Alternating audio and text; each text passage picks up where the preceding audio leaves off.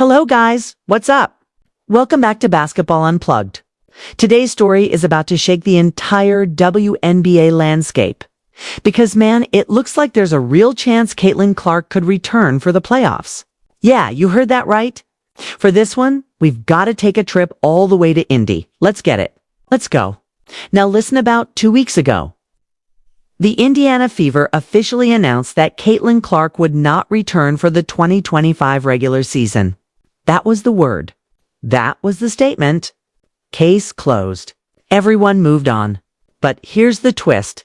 The regular season is now over. And guess what? Indiana is sitting in the semifinals, knocking on the door of the WNBA championship. And suddenly, a little loophole in the WNBA rules has people whispering that maybe, just maybe, the Beast herself could be back on the court. Let me tell you something. If you're a Fever fan or a part of Caitlin Clark Nation, this is the news you've been waiting for. I won't even lie, we've been waiting on this like yesterday. Because if Caitlin Clark suits up, this pretty much guarantees the Fever championship run. That's how much of a game changer she is. Think about it. Clark only played 13 games this season. Just 13. And even without her, this Indiana Fever team has battled through injuries, setbacks, and drama, and they're still standing tall in the semifinals. That alone is amazing. But then you add Caitlin Clark back into the mix. Man, that's like putting the ultimate cherry on top of a championship sundae. Now, I know what some of y'all are thinking. No way. No chance she's coming back. And on paper, yeah, it looks like a long shot. But here's where things get interesting. Clark was said to be dealing with a groin injury. If you know anything about sports medicine, you know those usually take 2 to 3 weeks to recover even a bad one. But it's been 10 weeks, guys. 10 whole weeks and no Caitlin Clark. So what's the deal? Is she really that hurt? Or is somebody, maybe the Fever front office, maybe even the WNBA itself, keeping her on ice? A lot of fans are starting to feel like this isn't just about the injury anymore. Some even speculate the league is stepping in, saying, hold up. Caitlin is the face of the WNBA. She's the anchor, the catalyst for everything we're building. We don't want her risking a bigger injury that could mess up the future. And on one hand, I get it. But on the other, man, this feels wrong. Because if you know Caitlin Clark, you know she's a competitor. She's built to win. She's built to chase greatness. And if she's even close to being healthy, wouldn't she want to fight alongside her team in the playoffs? That's where I have to question what's really happening here. Is this Caitlin's decision? Is it her management? Or is it somebody higher up pulling the strings? Listen, I'm not saying she has to come back in week 1 and drop 40. Nobody expects her to be 100% off the jump. But the optics of her sitting on the sidelines while her teammates are grinding, it's starting to look spooky. It makes people wonder if she's being protected too much or if she doesn't want to risk it. Either way, this situation is getting messy. And it could have long-term effects on her career, her reputation, and even her legacy. Because history remembers moments like this. Remember, even Michael Jordan once got shut down by management when he wanted to return from injury. He hated it. But he came back stronger, and it defined him. Now, Caitlin Clark has her own crossroads. Does she stay on the bench, safe, but criticized? Or does she fight to return and cement herself as a warrior who battled for a title? Now, before we dive too deep, big shout out to Caitlin43 on Twitter for putting this out there. Because according to what's been circulating, there's actually a legit pathway for Caitlin Clark to be activated in the playoffs. Here's how it works. Under the current WNBA CBA, once a team submits its playoff roster at the end of the regular season, it's basically locked in. No signings, no hardship contracts, no quick pickups off the street once the postseason begins.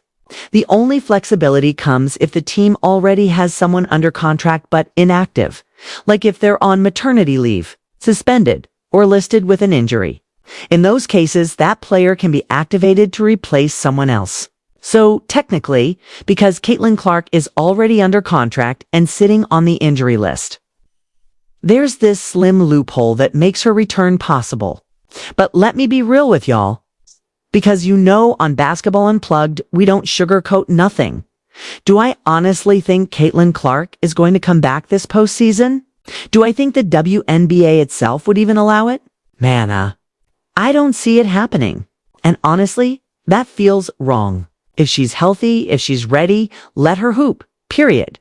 That's what the game is about. But from the looks of things, Caitlin herself might not even be pushing for it. She might just be shutting it down and waiting until next year. Here's the wild part, though. If Indiana somehow wins the championship this year, Caitlin Clark is technically going to be stamped as a champion. And you already know what's coming after that. People are going to run their mouths saying her first ring don't even count. She didn't carry them. She didn't earn it. We've heard this before. It's the same tired narrative people used on LeBron, on KD, on anyone who didn't win the right way. But at the end of the day, history don't care. The record books just say champion. Now let's slide over to X real quick because Scott Agnes just dropped an update on Caitlin Clark that really clears things up. He flat out said, as the Fever keep winning in the playoffs, the Caitlin Clark questions are piling up.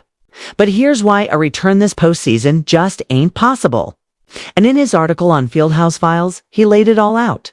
He wrote, one of those sidelined is the highest profile player in the league, Caitlin Clark. She's been out since July 15th after injuring her right groin, later compounded by a bone bruise in her left ankle a few weeks later.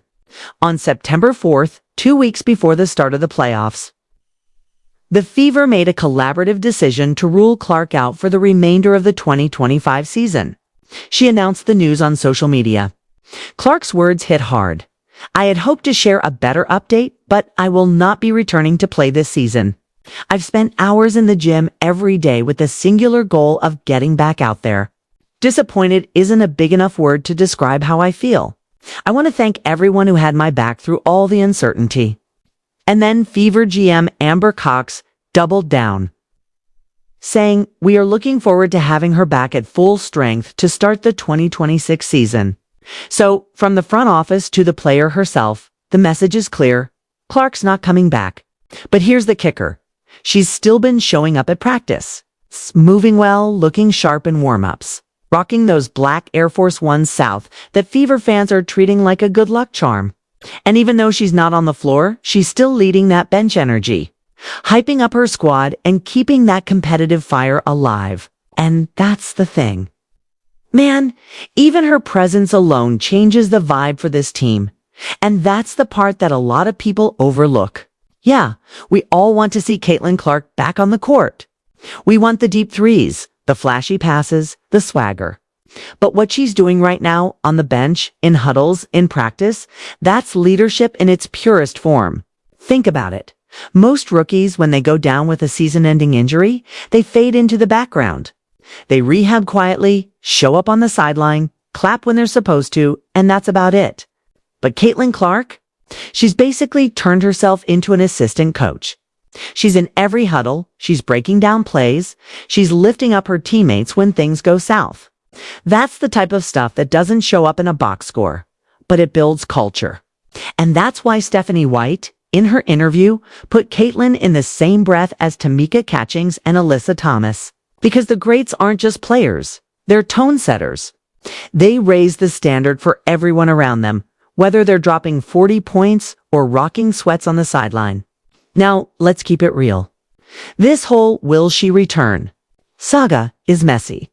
The WNBA rulebook isn't crystal clear. The Fever front office is playing it tight-lipped, and fans are pulling receipts every day trying to find some hope. But the bottom line is this. Clark's comeback isn't about 2025. It's about the long game.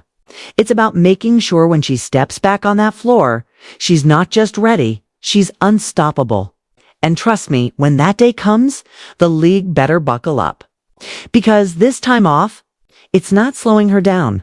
It's sharpening her. It's fueling that hunger. It's giving her a new perspective that's only going to make her more dangerous. So whether she returns in these playoffs or waits until 2026, one thing is already certain. Caitlin Clark's story is far from finished. If anything, this is just the beginning of her takeover. Fever fans, the ride has already been historic, but the best chapters are still to come. Now, let me throw it back to you. If there was even a 1% chance Caitlin Clark could return in this playoff run, should Indiana roll the dice? Or do you think shutting her down completely is the right move for her future? Drop your thoughts in the comments, smash that like button. And don't forget, you're rocking with Basketball Unplugged, where we keep it real, raw, and unfiltered every single time.